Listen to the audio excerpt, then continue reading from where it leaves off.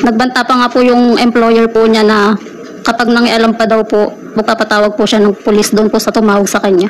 Sinabi po ng amo yon. Sino po sa amo? Si lalaking amo? Babae ko parang sirang plaka na... Siya po ay sasampahan ng isang recruitment violation dahil hindi po tama yung pagmamonitor niya sa ating nila. But run by the same people na naging palpa. Dapat po sa susunod. June 16 po siya na-deployed. June 28 po. Di na po siya nag-online, di ko na po siya na-contact. Okay.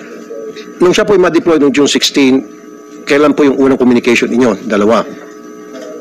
Nung alis po siya, tapos pagdating po doon hanggang nung June 28 po, nakakontak ko pa po siya. Okay, so dumating siya June 16 din. June 17, nakausap niyo po siya? Ano sabi niya po? Dito na ako, okay ako, etc. Ganon? O meron agad siyang problema nung pagkarating, meron siyang sinabi sa inyo?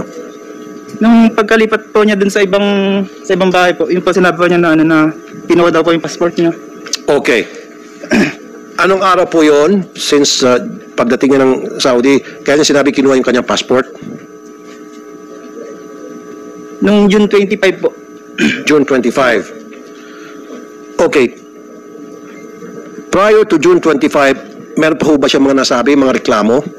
Hinaing? Yung doon lang po sa anak po nung employer niya. Anak ng employer? Hindi raw po niya kasundo. Bakit niya hindi po kasundo yung anak ng kanyang employer, sir? Kasi po pagka yung naghihiram daw po ng baso na magkakabilan daw po siya. Sir, pakilapit sa microphone. Sir, pwede mo alisin yung face mask mo? Total, lahat naman tayo rito nakaano na, di ba? Sige. Sige, sir.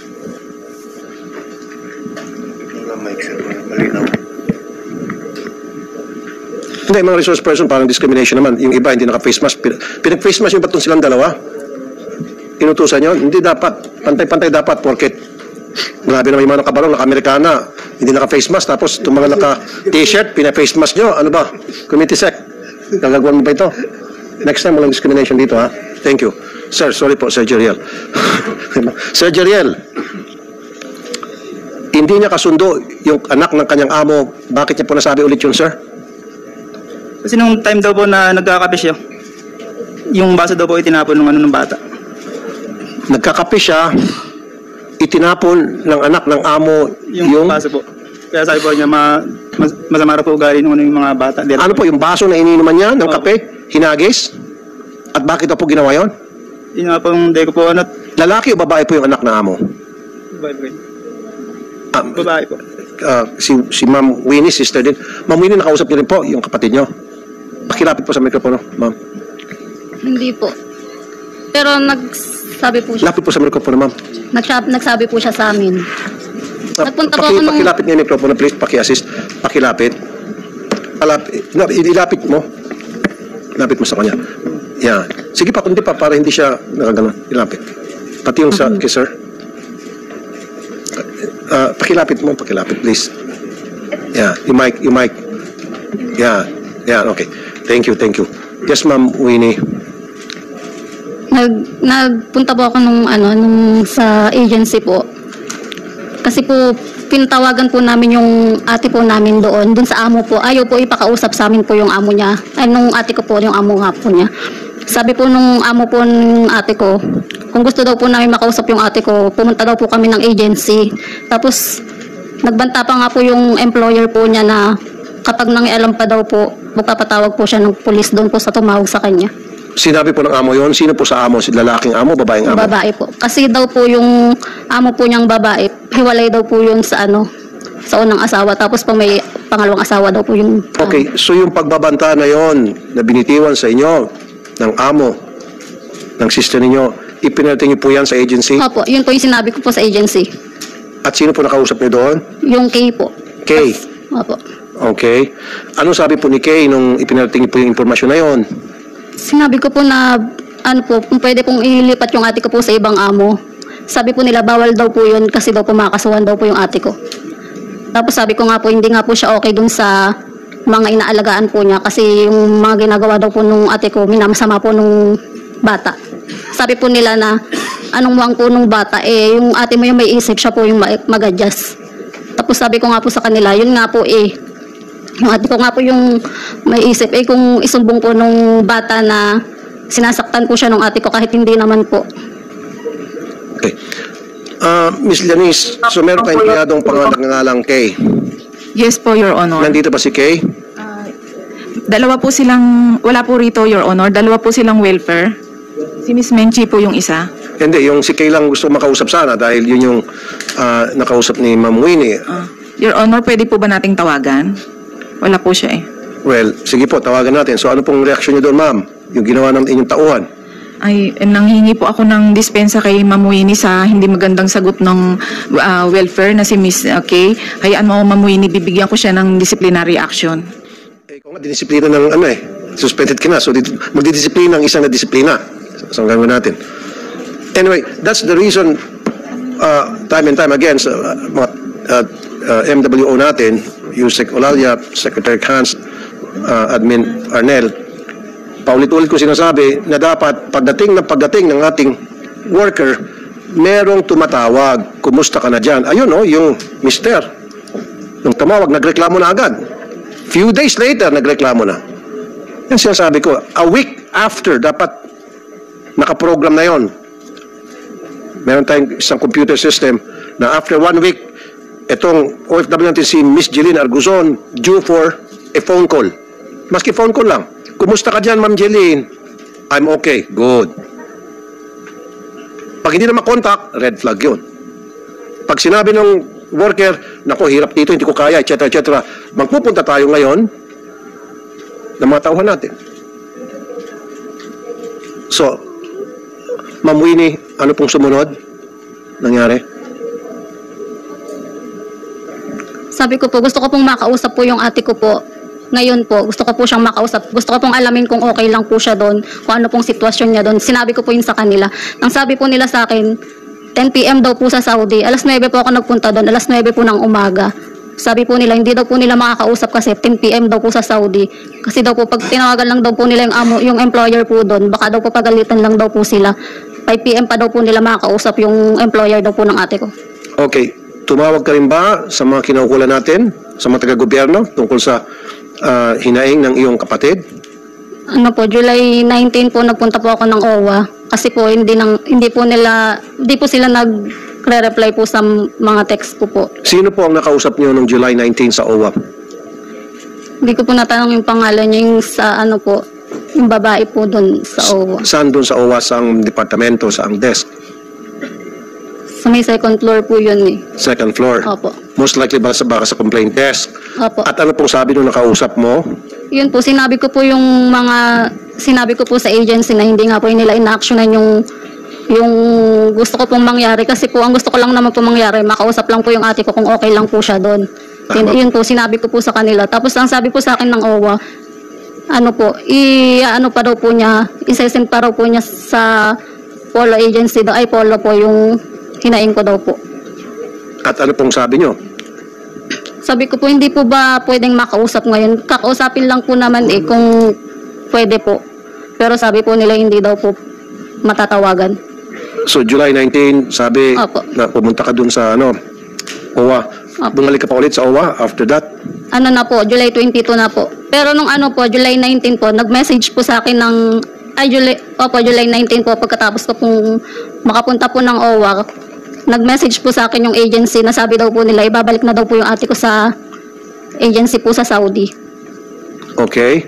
Tapos yun po, parang nabunutan na po ako ng tinik sa dibdib kasi nga po ibabalik na. Tapos nag-update po ulit ako ng Sunday. Nag-chat po ulit ako sa kanila na kung nasa agency na po ba yung ate ko. Sabi po nila mag-update daw po sila ng umaga, Monday po. Tapos po, nag-message po sa akin yung agency, sabi po nila, hiningi po yung number ko, tapos tumawag po sa akin na, yun nga po, sabi po patay na daw po yung ate ko. Oh, okay. Sabi niyo po, July 19 pumunta kayo, and then July 20, una pumunta sa OWA, and then bumalik ka July 22. Opo. Ito na po yung kinikwento nyo na sabi mababalik na yung kapatid nyo, kaya Opo. naging kampante na kayo. Opo. Ang masaklap pa, yung sumunod na insidente niyan, wala na yung sister nyo. Opo. Since nandito yung mga taga-OWA, Mr. Ignacio, anong reaksyon niyo doon? Yung pagpunta niya sa OWA at hindi definite yung binigay na rason at nasabi na pala sa inyo na kinuha ang passport. Mr. Chair and Senator, that's why when they informed OWA on July 19 about their case, kaya po nakakilos tayo, natawagan kagad yung agency at kasi nga ho medyo may kalayuan yung lugar, yung Ulmuj. Kaya po tayo nung tumawag po kayo sa amin, nandun na ho yung OWA. Kaya po nakapag-reply na kagad yung si agency sa kanila.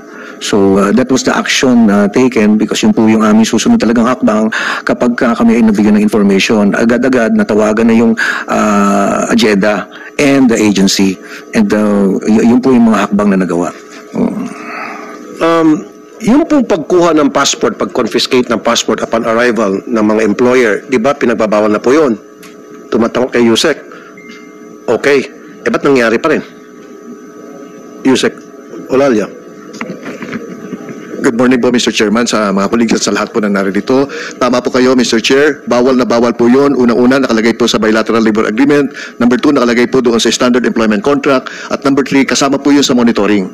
Kapag kinuha ang pasaporte ng isang OFW, very significant po yun. Dapat isinusuplong sa OMS, sa DMW, at isinasabi po sa labor attaché at yung labor attaché pupuntahan yung employer at sasabihin ibalik yung pasaporte po.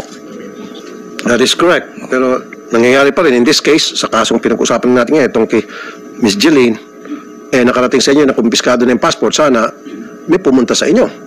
Physically, binisita employed, sinabing bawal yan. Isolid yan, or else magsusumbong kami sa kinaukulan ninyo.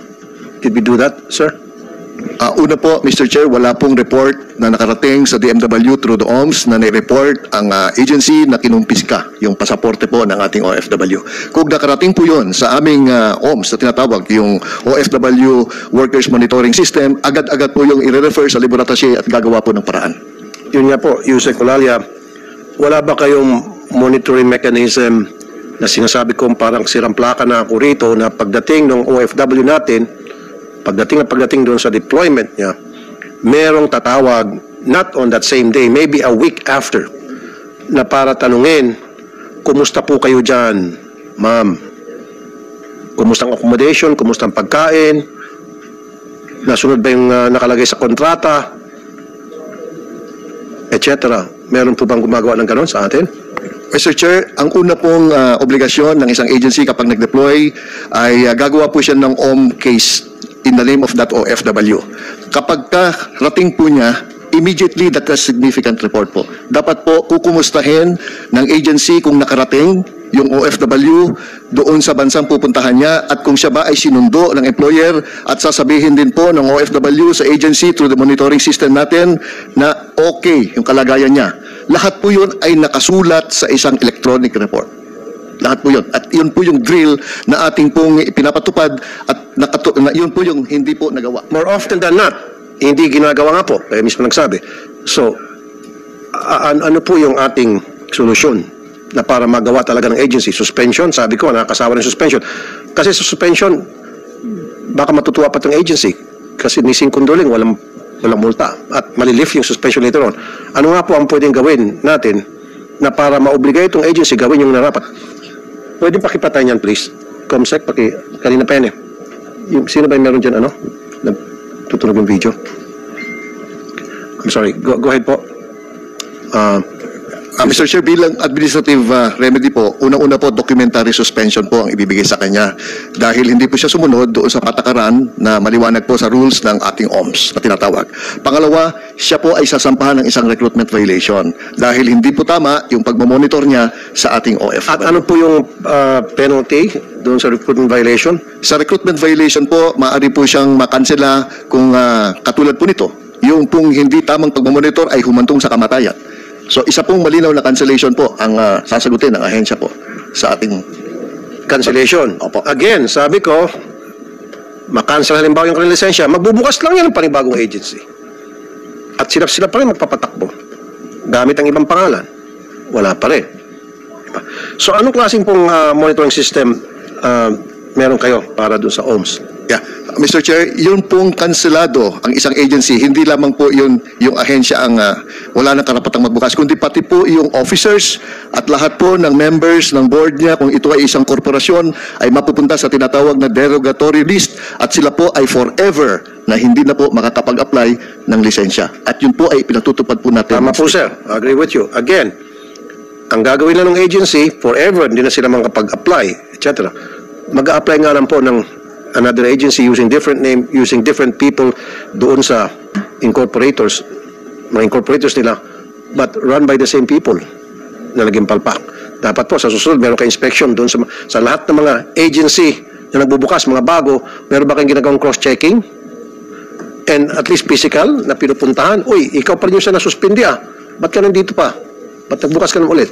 Yun yung sinasabi ko po, Yusek. Opo, napakahigpit po natin, Mr. Chair, pagdating po sa pag-a-apply ng lisensya at wala pa pong 10% ang kabuuan na ating pinapasa at ang una pong lisensya na matatanggap po nila kapag sila po ay naging qualified ay yung tinatawag pong provisional license.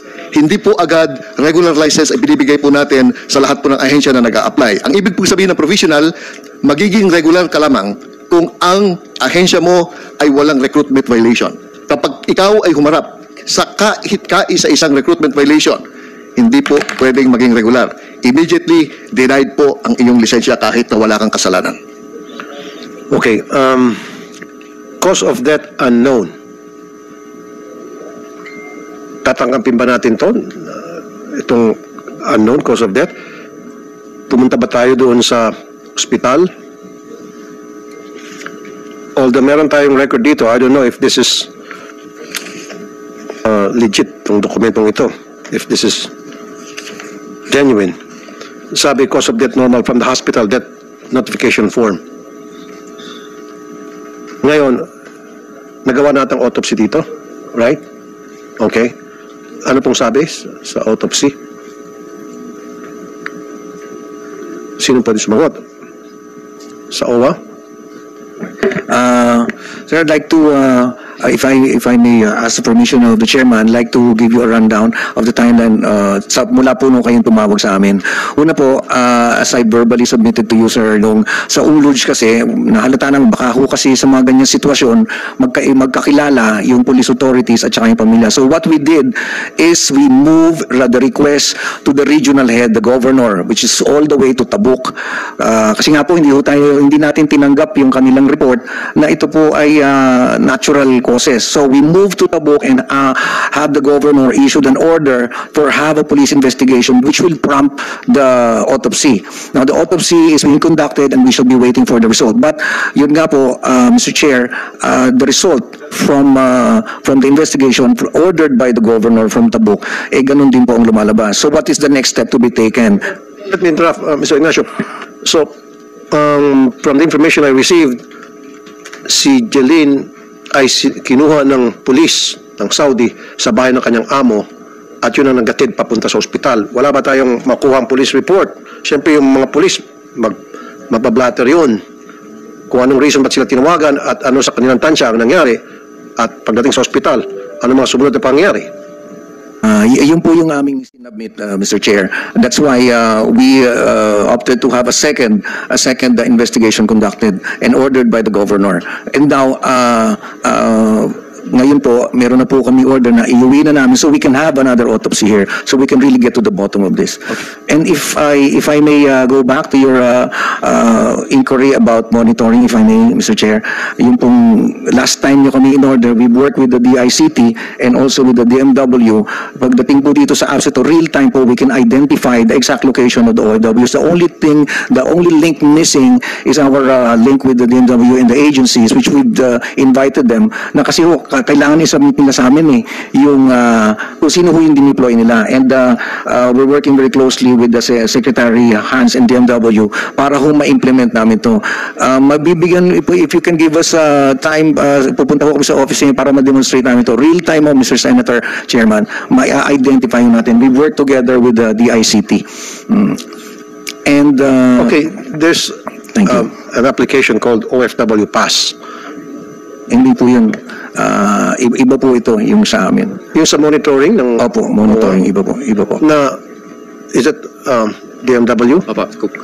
Yung pong OFW pass is supposed to make the OEC issuance easier. At tugon na rin po sa nabanggit nyo kanina, Mr. Senator. Meron ho...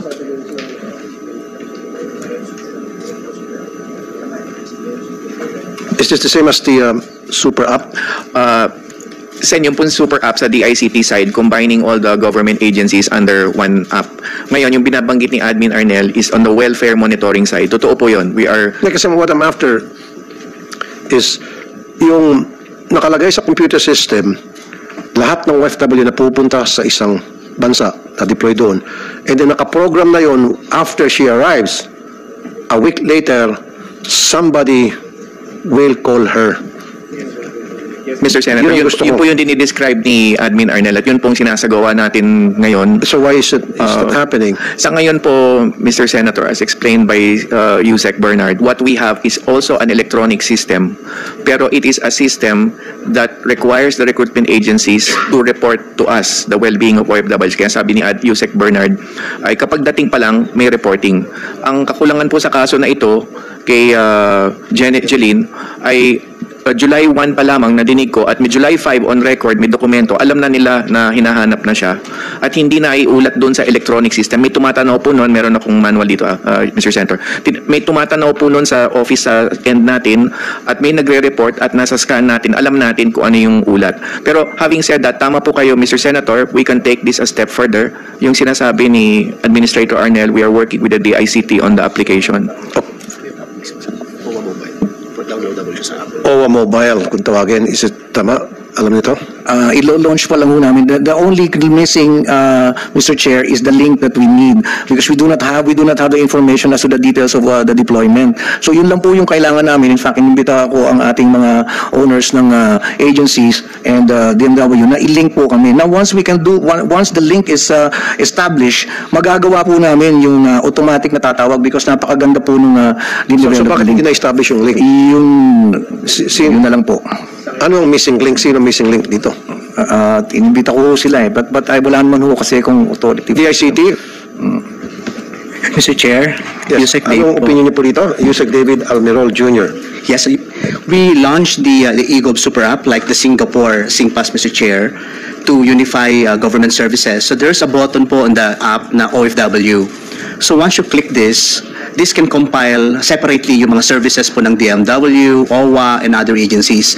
So we develop a system called Data Exchange Platform, Mr. Chair, without them sharing information, but they can talk to each other.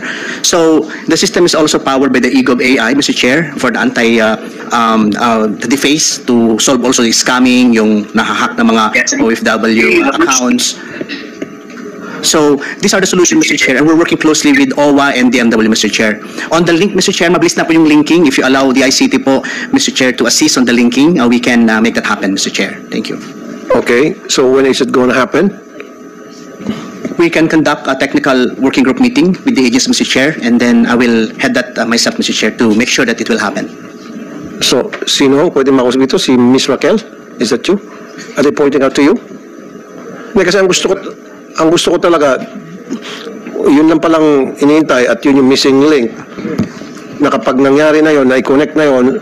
So, yung gusto kong mangyari na palagi paulit-ulit sinasabi rito, a week after sa deployment ng ating OFW, may tatawag sa kanya para mangusta. Kung nangyari lang sana ito doon sa kaso ni Ma'am Jeline, baka buhay pa siya.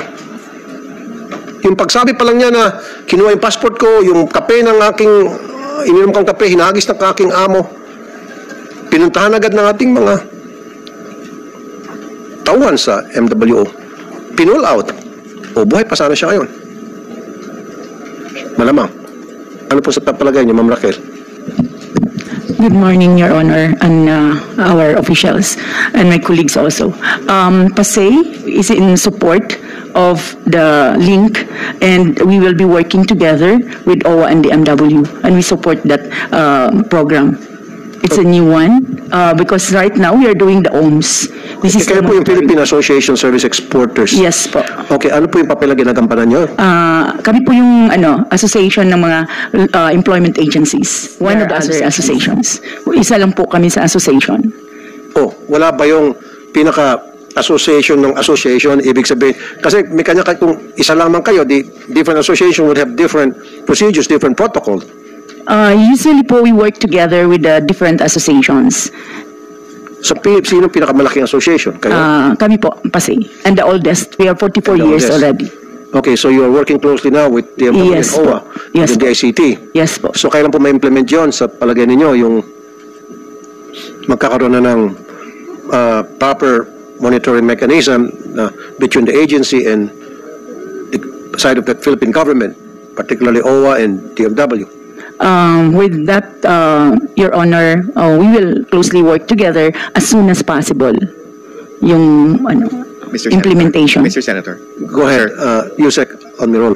Mr. Senator. Mr. Chair, on a technical note, hindi na po kailangan ng link, Mr. Chair. This is for me as a technical person, hindi po kailangan mag-link po ang mga agencies. The OWA system, bibigyan lang po ng access po ang mga agencies. So let me tell a story, Mr. Chair. Example, ako po ay OFW. I was an OFW also before for 3 years, and I know the hurdle. In fact, this is very timely. In fact, I was illegally recruited, and I was a janitor for 2 years, Mr. Chair. Sa Middle East, because of that illegal recruitment. This was the worst time of my life as well, Mr. Chair. That's why I know this. It is very timely, Mr. Chair.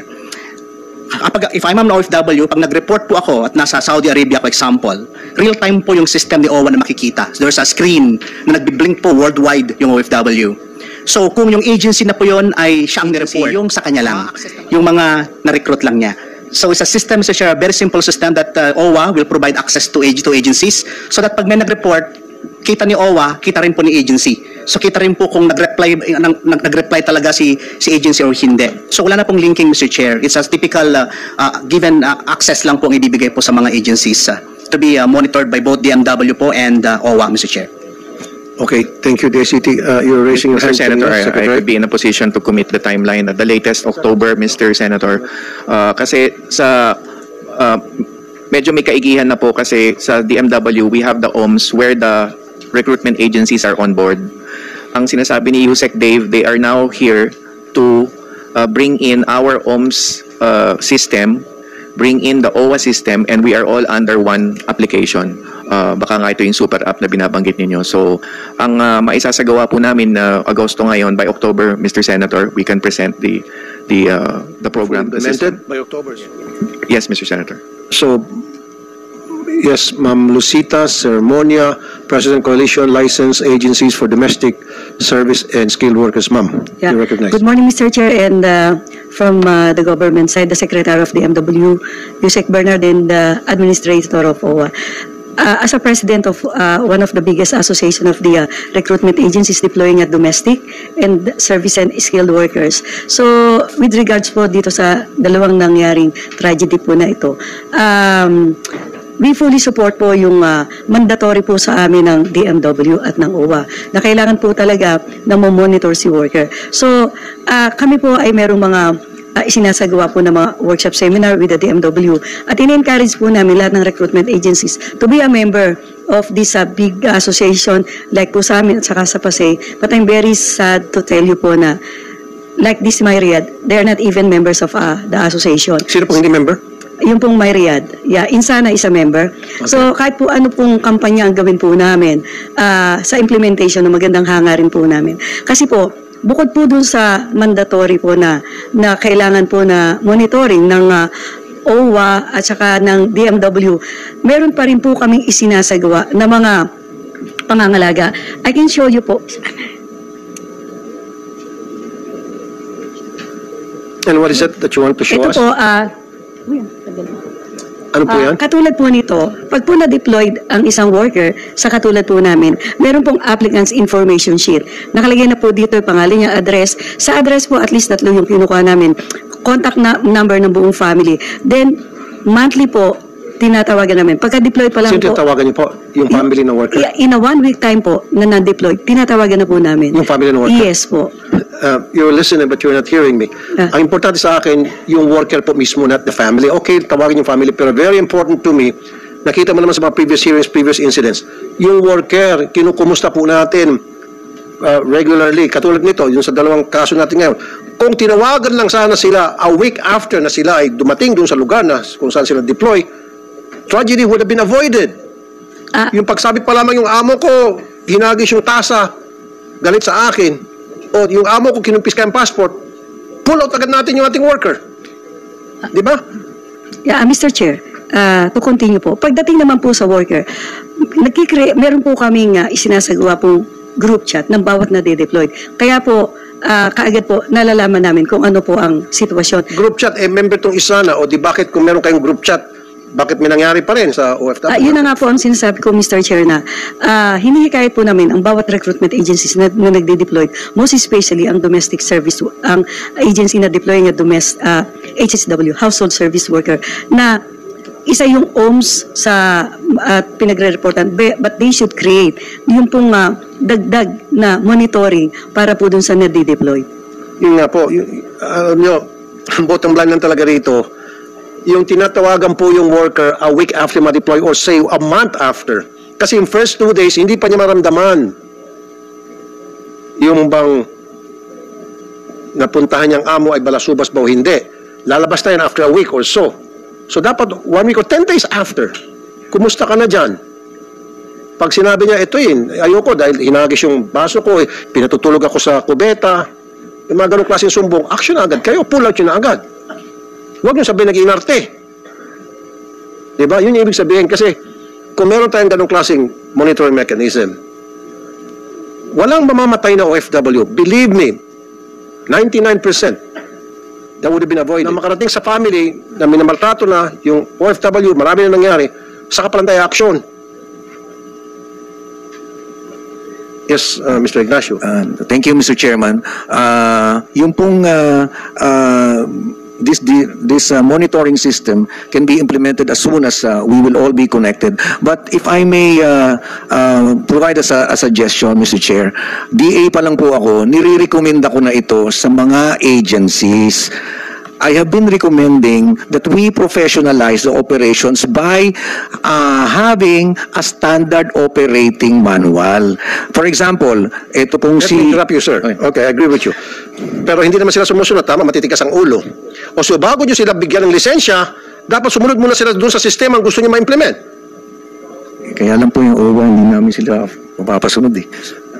So I've talked to, we've had a meeting with DMW. Maganda nga yung pinopoint niya, sabi niya matagal na raw, parang silang plaka.